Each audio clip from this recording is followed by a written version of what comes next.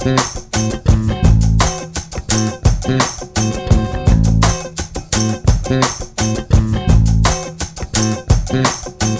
guys, welcome back. We are getting into part 2 of this series on understanding your natural hair.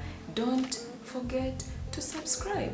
Wow, subscribe guys. Let's hang out. Let's learn about hair. Let's enjoy. But seriously, the red button down there, free of charge, supports my channel. Wow. So I'm going to really get into porosity. Now, I do already have an extensive video. I'm talking information, no video, on porosity that I did a really long time ago. I'm going to leave the card up here. In that video, you can learn like all of it. I really got into porosity. I got into what the different types of porosity mean for your products. Like, you guys, I really created that information for you, so if you need it, you can find it there. I'm not going to show you again how to test for porosity, guys. The tests are all in the previous video. We are not doing that again, but I am going to try and break down for you just like simple small things that I feel you should know, because some of y'all apparently are not trying to be watching long informational videos, and yet I really want you guys to have this information because it really just changed things for me when I understood this stuff and how to use it to implement, you know, the stuff into my life. Okay, so let's get into porosity. Now, just like all the stuff I explained to you last time, hair porosity is a spectrum. What you want to know is, do I lean more towards high? Do I lean more towards low? Do I, you know, be somewhere in the middle? So first, I'm going to try and help you guys understand what this word porosity means. It is essentially your hair's ability or inability to absorb moisture. And I'm going to show you guys a little illustration that I've actually shown you before, but just to help you understand this better, right? So, okay, so this is your hair strand, right? And in the middle, that part's called the cortex, and it is protected by this outer layer called the cuticles, right? And they just sort of sit on top of the cortex like that. So when we talk about porosity, it looks a little bit like this. If you have low porosity hair, your cuticles lay a little bit flatter, and they're more packed, and they're just like, you know, together like that, right? So that means that as much as they can take in a little water, they easily reach capacity and then just reject the rest. And then high, the cuticles they don't lay quite as flat. There's just a lot more space for moisture to get in there, and in fact your hair strands can end up taking in too much water, and they also release it very quickly. And I left a little space there because especially in instances of damage, you know, if you have maybe used excessive heat, it's going to destroy some cuticles and leave space, and then, you know, that could happen. But having high porosity hair does not mean that there's something wrong with your hair, unless there is something you are doing to cause it to become, you know, higher than normal. I hope that's clear. So then again, normal is just sort of the in-between guy of these guys. So now that we know generally what it means, let's talk about high porosity hair. What are the characteristics of high porosity hair? First of all, as you know, as per the illustration, it dries up quickly because of the way that structure is set up. It will absorb everything really quickly, but also lose it very quickly. High porosity hair also tangles very easily. Like I showed you in the diagrams, the cuticles on high porosity hair don't lay quite as flat, so that makes for a rougher surface. And because it's rougher, it's just easier for the hair to just get all,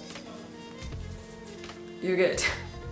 So yeah, and that is why it is important to keep your hair stretched.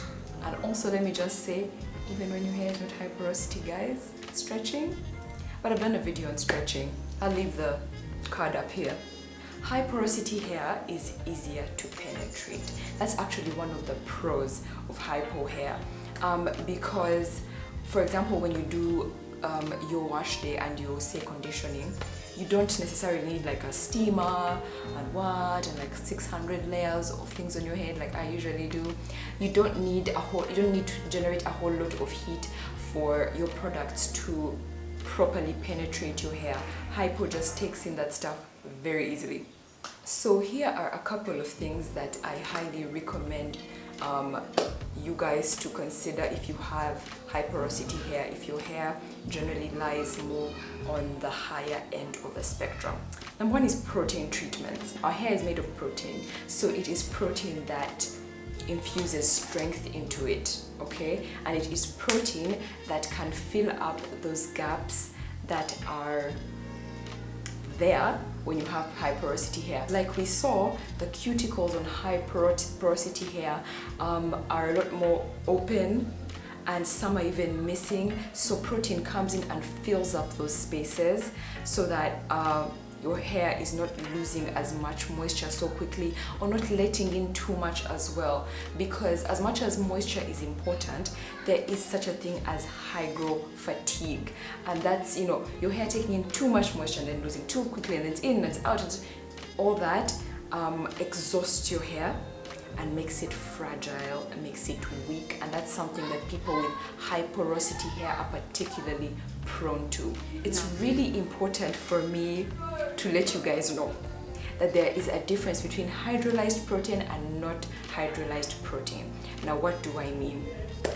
You know how sometimes people do DIY protein treatments, you know, like using kitchen items, mayonnaise, avocado, etc., oils.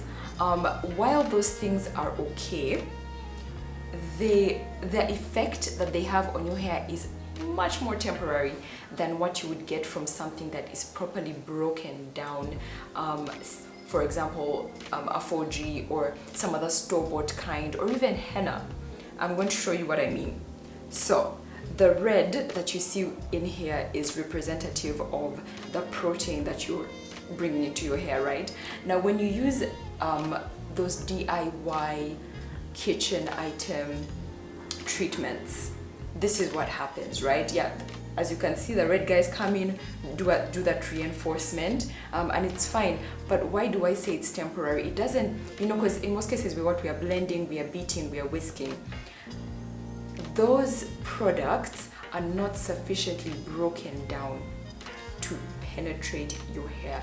They need to be like super broken down in order to actually enter your hair and give you the most long-lasting and effective results.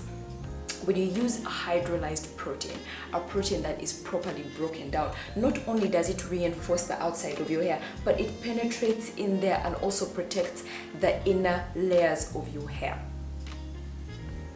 I feel like it's clear. I feel like it's clear. So definitely, I'm not saying don't use the DIY, but I'm letting you know that there are better ways. The second thing that I highly recommend for my high porosity people is products with a higher acidic content. Okay, the thing about acids is that they help to close your cuticles, they help them to lay flatter, which is really, really good for high porosity hair.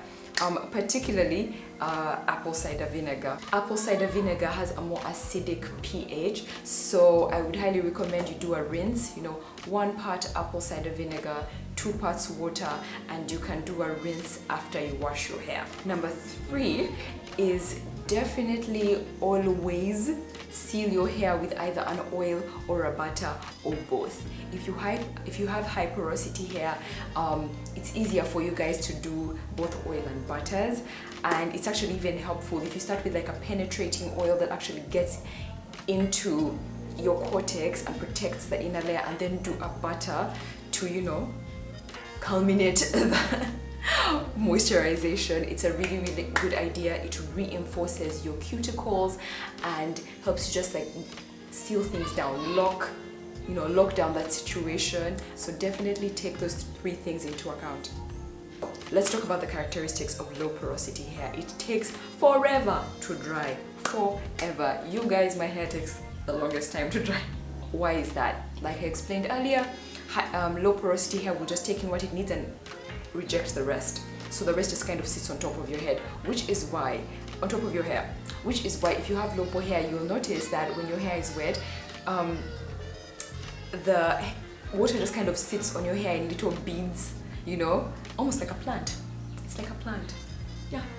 So number 2 is we easily get product buildup. Because of the way your cuticles are set up, your hair can only take in a little bit, and everything else will literally just kind of sit on top of your hair strand. And then you'll notice that the more you add stuff, your hair starts to get just kind of gummy.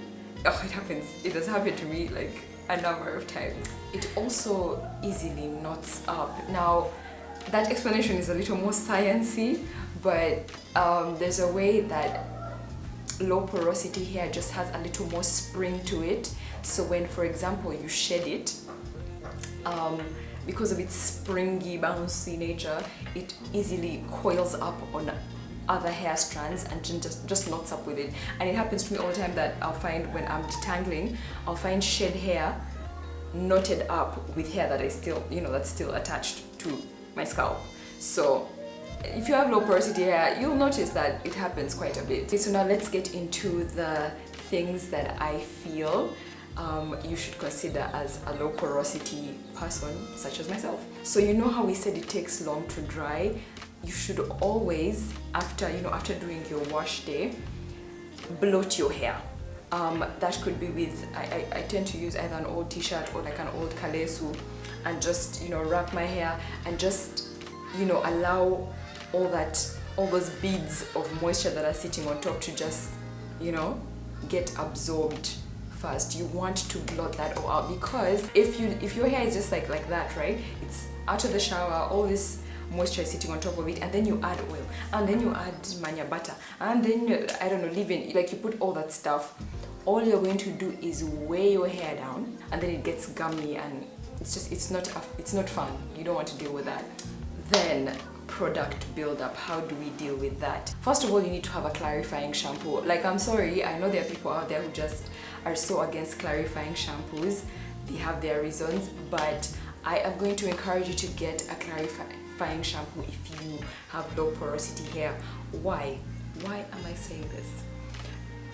Because low porosity hair easily builds up, when you get to your wash day, it's really important to thoroughly cleanse the hair, to get all that product off your scalp, off of your hair, and give the hair a chance to do new things. Okay, get rid of all that old gunk so that you can re-moisturize, so that you can, you just need to get rid of the old stuff, because that's all just dirt. At that point when you're going to wash, you need to get rid of that stuff, and so you need a clarifying shampoo at least once a month, you guys. Honestly, I think that you should do too. The thing is, it's a really good idea to get some sort of steam cap, hooded dryer type situation to help your hair absorb product more easily, because it is more difficult for low porosity hair to absorb, your conditioners, your treatments. So if you can get some sort of steam cap, it really helps your hair, it relaxes the cuticles and allows for product to enter. So that's a really good idea for low pore. Then, because low pore hair easily knots up, it's really important to sort of make a trimming schedule. Let's call it a schedule. At least know that every X couple of months I trim. You often get those knots, and knots are not a friend of length retention. So definitely do that, and definitely make it a point to keep your hair stretched most of the time. Stretching reduces, the occurrence of knotting. So you definitely want to keep your hair stretched. And again, that one just applies to everyone. If you have type 4 hair, stretching is a really good idea. Finally, I have created a sort of side-by-side, shall we say, chart type thing, just to see the things that we have already discussed. Well, most of them anyway, on a chart that shows you, what does my low porosity hair prefer, what does my high porosity hair prefer. Here ends our video. I hope that it has helped you just get a really good understanding of these different things and how they affect the way you care for your hair. I really do believe this is very important information. Take some time. If you have questions, leave them in the comment section below. I always respond. I love to hear from you guys, and I will see you guys next time on my channel. Bye.